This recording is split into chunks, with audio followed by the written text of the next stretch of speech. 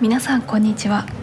今回私たちは夫婦と小学生の子供2人の4人家族で台湾へ4泊5日の旅に行ってきました。今回の目的は台湾を家族で楽しむこと、そして私の言語交換のお友達に会いに行くこと。どうぞ旅の様子をご覧ください。こ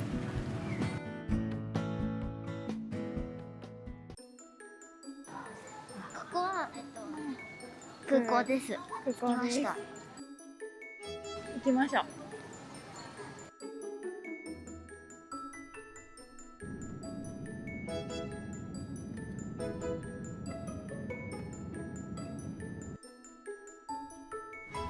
台北観光で主に使うのは桃園空港か松山空港になります。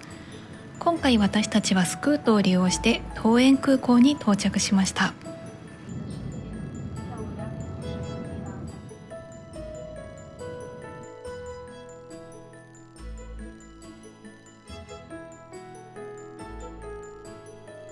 台北駅構内のコインロッカーに荷物を預けてリーファージへ向かいます。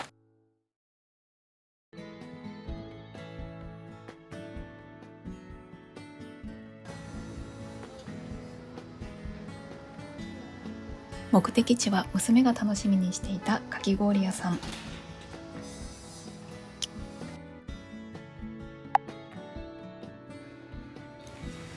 この日の気温は16度。ライトダウンを着ていても少し肌寒い中、マンゴーかき氷をいただきました。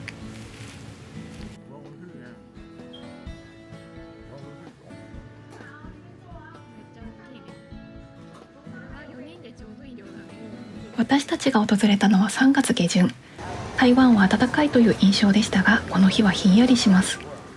かき氷の後は温かいものを求めてお店をはしご。グアバオという豚の角煮をバオズで挟んだ肉まん。子供もペロリと食べられる美味しさでした。その隣の揚げパン屋さんは6種類の味から3つ選ぶスタイル。私はシュガー、ピーナッツ、黒ごまをチョイスしました。今回のホテルはホウシャンピー駅と松山駅が使えるグリーンワールド松山というホテルです。ファミリールームでベッドが広いというのが決め手でした。チェックインはエントランスの機械で人を通さず日本語ですることができました。バスタブ付き、洗面台2つ。台湾のホテルはアメニティサービスが廃止されていますが、こちらではハンドソープ、シャンプー、ボディーソープはセットされていました。また毎日人数分のお水もサービスがあります。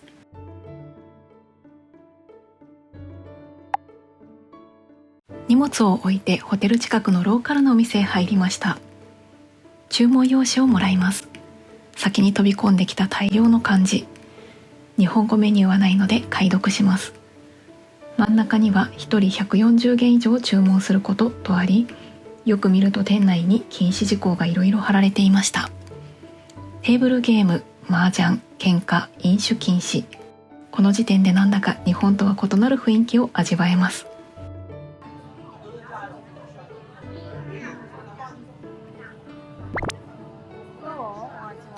めっちゃ美味しいよ。切るチーズね。店員さんがビールジョッキを運んでいるのかと思ってたのですが、それは全部お茶だったようです。タピオカミルクティーとフルーツティーで乾杯。初日終了です。朝から高尾へ向かいます。目的は言語交換を通じて出会った台湾の友人に会うため。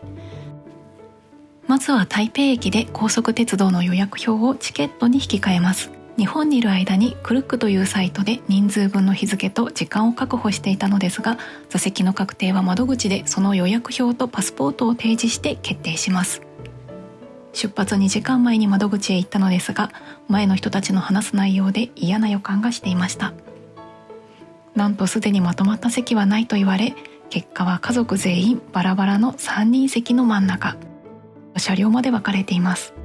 娘は知らない人の間に座ることにかなり不安になってしまいました。結局大半の時間を夫が娘とデッキに立って外の景色を眺めながら過ごしてくれました。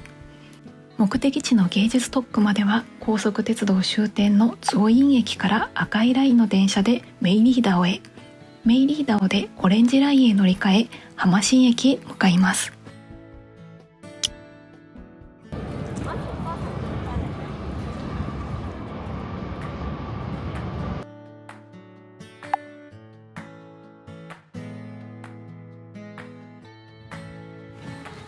台湾の気候も寒暖差があり、前日から一転してこの日の気温は26度。体感的には真夏日です。この赤い門の左側にチュエンリエンという台湾では有名なスーパーもあります。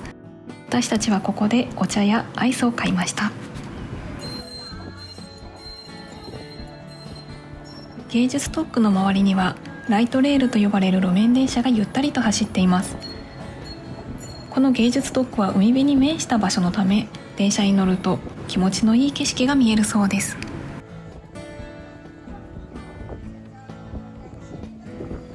私はここで少し家族とは別行動、友人と合流しました。この芸術特区はいつでも観光することはできますが、土日はマルシェやイベントが開催されるので、にぎわい方が全然違うそうです。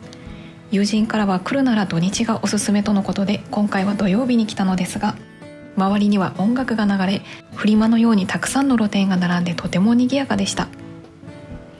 オブジェがいろいろなところに置いてあり、写真スポットもたくさんあります。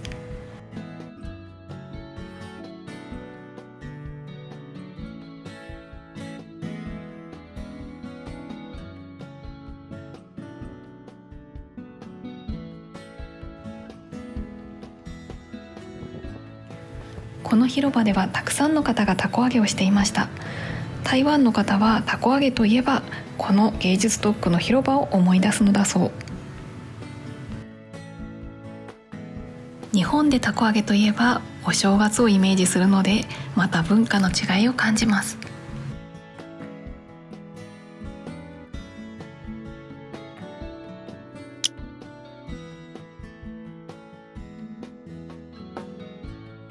ここには光のドームという世界最大級のステンドグラスアートを見ることができます。改札を出てすぐ目の前に幻想的な光の空間が海のように広がります。イタリアの芸術家による作品で、なんと4500枚ものステンドグラスが用いられているそう。時間が合えば光のショーも見れるそうです。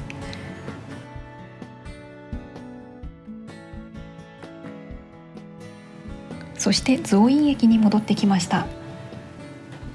この駅はコンビニだけでなくスタバやミスド、お土産屋さんが立ち並んでいます。奥の方の建物内に100均のダイソーもありました。そしてここで美味しいと聞いていた駅弁も買いました。1つ110元でお米がぎっしり入ったお弁当。メインのお肉だけでなく野菜も美味しくて大当たりのお弁当でした。ホテルに戻ったのは夜8時頃。2日目終了です。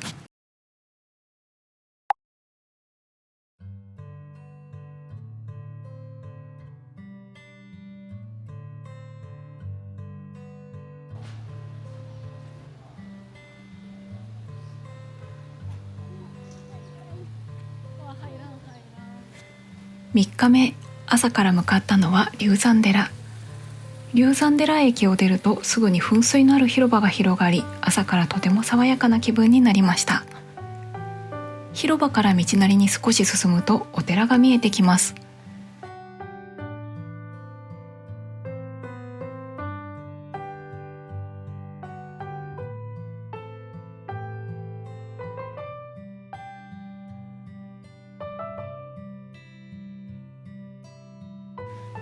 中に入ると中庭があり、右手には滝が流れていました。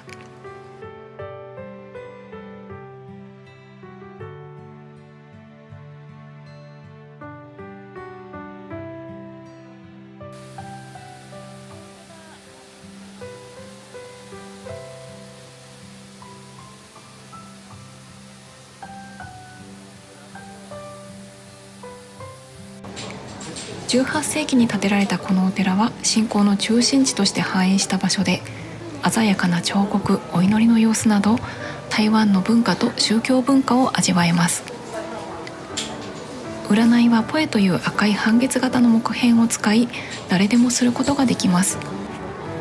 竹のおみくじ棒を引くと番号が書いてあり、その番号のおみくじを引きます。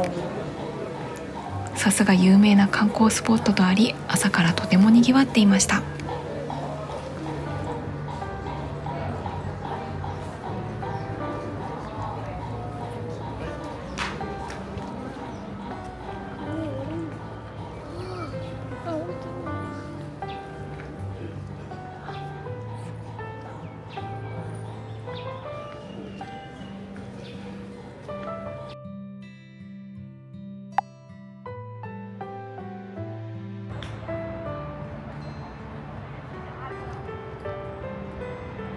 前日に食べ歩きだけで終わってしまったディーファージエ。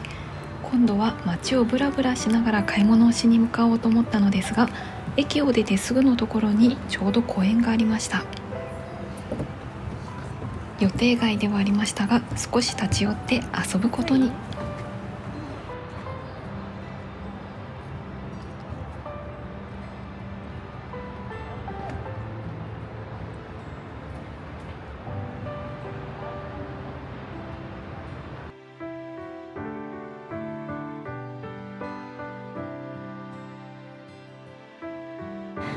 台湾は Google マップを開くと街中にも公園がいろいろなところにあります。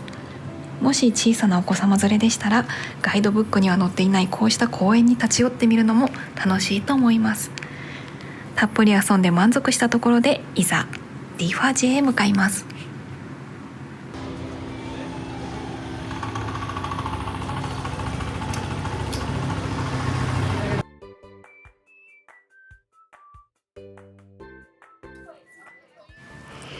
これは通りで見つけた記念硬貨のマシンです。絵柄は1番と2番2種類あり、1枚100元。息子は1番が欲しいとのことで、お金を入れてからボタンを押そうとしたら、お金が吸い込まれると同時に2番のコインが出てきました。説明を読むと、先に番号を押してからお金を投入と書いてあり、もう1回2人で1枚ずつ記念のお土産になりました。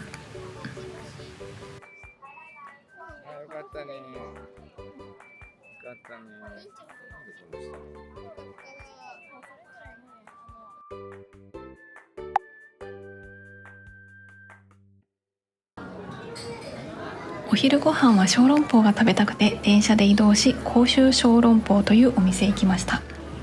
人気のお店とあって、入るとすぐに予約をしているかと聞かれ、していないというと30分ほど待つとのことでした。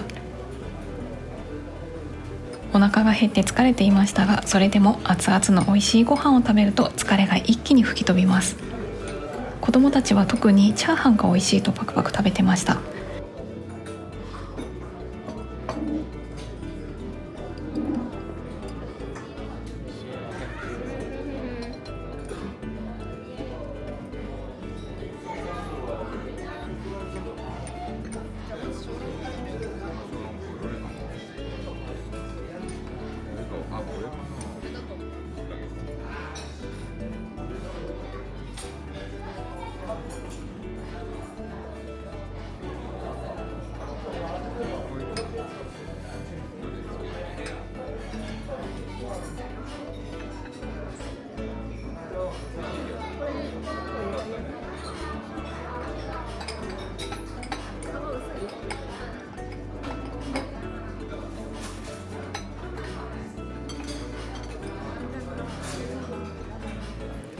電車を乗りこなし、東門の四漢寺へ移動。お目当てはタロイモキングというお店のかき氷屋さん。いちごのかき氷にマンゴーアイスが乗っています。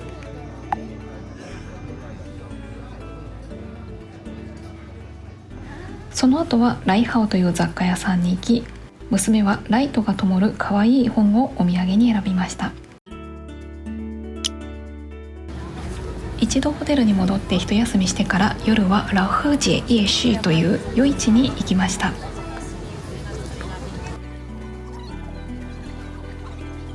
こちらの夜市の最寄りは松山駅なので、ホテルからは歩いて行けます。道なりに進むとキラキラと光る寺院が見えてきました。日本ではこんなに夜光る建物は見ないので、すごく特別でした。夜市ならではの熱気があふれる空間、とにかくすごい人の量で、手をつないでいないと子供がはぐれてしまいそうなぐらいです。